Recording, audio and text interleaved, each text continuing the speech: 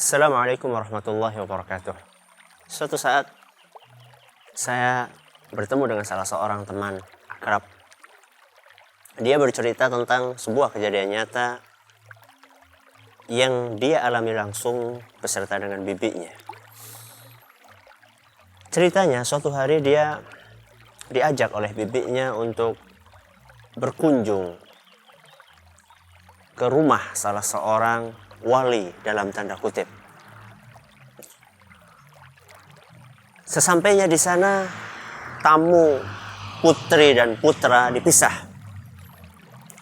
Tamu putra duduk sendiri di sebuah ruangan dan tamu putri duduk sendiri di sebuah ruangan. Sehingga teman saya ini nggak tahu apa yang terjadi di dalam ruangan putri dan bibi dia juga nggak tahu apa yang terjadi di ruangan putra. Setelah selesai kunjungan tersebut, teman saya bertanya kepada sang bibi. Kata teman saya, "Bi, apa tadi yang dilihat di tempatnya sang wali?"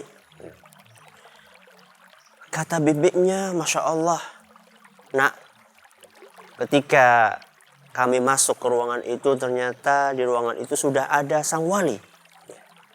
Sudah ada sang wali di situ, yang wali tersebut, maaf, tidak memakai selembar benang pun di atas tubuhnya, alias telanjang bulat." "Terus bagaimana, Bi?" kata teman saya. "Ya, kami semuanya duduk, ibu-ibu di situ duduk mengelilingi wali telanjang tadi. Kemudian si wali tersebut memanggil salah satu pembantunya, minta diambilkan rokok. Akhirnya diambil satu batang rokok, kemudian dinyalakan, dihisap sekali, dihisap 2 kali, baru dihisapan 2 kali, rokok tersebut dibuang sama wali tersebut ke atas lantai. Ketika dibuang di atas lantai, apa yang terjadi? Yang terjadi adalah seluruh hadirat, ibu-ibu yang ada di situ, mereka bergegas untuk memperebutkan harta karun puntung rokok sang wali tersebut.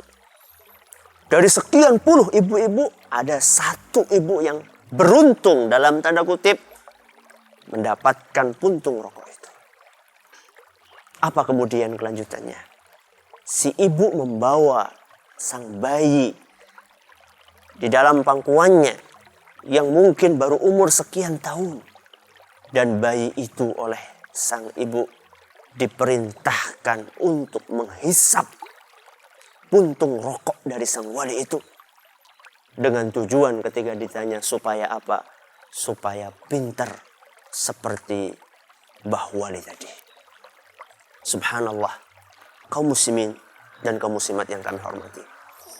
Begitulah kita melihat fenomena orang-orang yang berusaha untuk ngalap berkah, untuk mendapatkan berkah dari wali atau dari kiai atau dari orang yang ditokohkan, siapapun dia.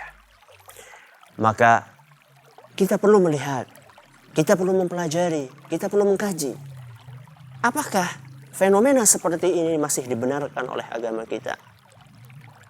Karena kenyataannya masih banyak di antara kaum muslimin yang melakukan hal-hal tersebut. Mari kita buka dalam Al-Quran. Allah subhanahu wa ta'ala berfirman di dalam surat Al-A'raf ayat 54. Kata Allah subhanahu wa ta'ala dalam Al-Quran surat Al-A'raf ayat 54. Tabarakallahu Rabbul Alamin. Tabarakallahu Rabbul Alamin. Kata para ulama tafsir, di antaranya Ar-Razi, As-Samarqandi, Ibnu Qayyim dan yang lainnya, ayat ini adalah merupakan ayat yang menunjukkan bahwasannya keberkahan itu adalah dari Allah subhanahu wa ta'ala. Dan tidak diminta kecuali dari Allah. Makanya ketika kita membaca tahiyat di dalam sholat 5 waktu kita membaca firman Allah atau hadis Nabi SAW, At-tahiyyatul mubarakatus salawatut tayyibatu lillah. Apa sih artinya? At-tahiyat penghormatan. At-tahiyatul mubarakat, barakah. At-tayyibat yang baik. Itu dari siapa? Dan dari mana sumbernya? Lillah. At-tahiyatul mubarakatul salawatut tayyibatu lillah. Dari Allah subhanahu wa ta'ala. Maka seyogyanya dan seharusnya kaum muslimin, ketika mereka mencari berkah, mintalah berkah itu dari Allah subhanahu wa ta'ala. Makanya dalam sebuah hadis yang diriwayatkan oleh Imam Bukhari, Nabi kita Muhammad sallallahu alaihi wasallam bersabda, al-barakatu minallah. Barakah itu dari Allah. Jadi manakala seorang muslim ingin mendapatkan berkah, seharusnya dia meminta berkah tersebut dari Allah subhanahu wa ta'ala. Mungkin ada di antara kaum muslimin yang bertanya, bukankah para sahabat dulu mereka ngalap berkah dari Nabi kita Muhammad sallallahu alaihi wasallam? Bahkan diceritakan ketika Nabi sallallahu alaihi wasallam berwudu, para sahabat Nabi sallallahu alaihi wasallam mereka berebut bekas air wudunya Nabi sallallahu alaihi wasallam. Bahkan bukan hanya air wudu, sampai keringatnya Nabi sallallahu alaihi wasallam. Para sahabat mereka berebut untuk mendapatkannya. Bukankah itu menunjukkan bolehnya ngalap berkah dari selain Allah subhanahu wa ta'ala? Kita katakan betul. Tapi hal tersebut kata para ulama adalah merupakan khusus buat Nabi sallallahu alaihi wasallam. Sebagaimana dijelaskan oleh Imam Ibnu Rajab rahimahullah dalam beberapa kitabnya, beliau menjelaskan bahwa ngalap berkah dari sosok seseorang person itu adalah merupakan kekhususan Nabi kita Muhammad sallallahu alaihi wasallam. Buktinya apa? Itu kan klaim. Apa dalilnya bahwa itu khusus untuk Nabi SAW?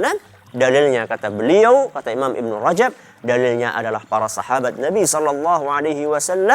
Mereka tidak ngalap berkah kepada selain Nabi SAW. Makanya setelah wafatnya Nabi SAW, para sahabat tidak ada yang ngalap berkah dari Abu Bakar radhiyallahu anhu, manusia yang paling istimewa sesudah para nabi dan Nabi kita Muhammad SAW. Dan juga para tabi'in, ya. Para tabi'in mereka juga tidak ngalap berkah dari para sahabat Nabi SAW. Dan ini menunjukkan bahwasannya analogi berkah, mengkiaskan, mencari berkah dari Nabi kita SAW kemudian dianalogikan kepada orang-orang saleh sesudah mereka, itu bukanlah sesuatu yang bisa diterima oleh para sahabat Nabi SAW. Sehingga kalau Anda ingin mendapatkan berkah, mintalah dari Allah subhanahu wa ta'ala. Niscaya kehidupan Anda akan senantiasa diliputi keberkahan. Semoga yang sedikit ini bermanfaat. Wallahu ta'ala a'la wa a'lam. Assalamualaikum warahmatullahi wabarakatuh.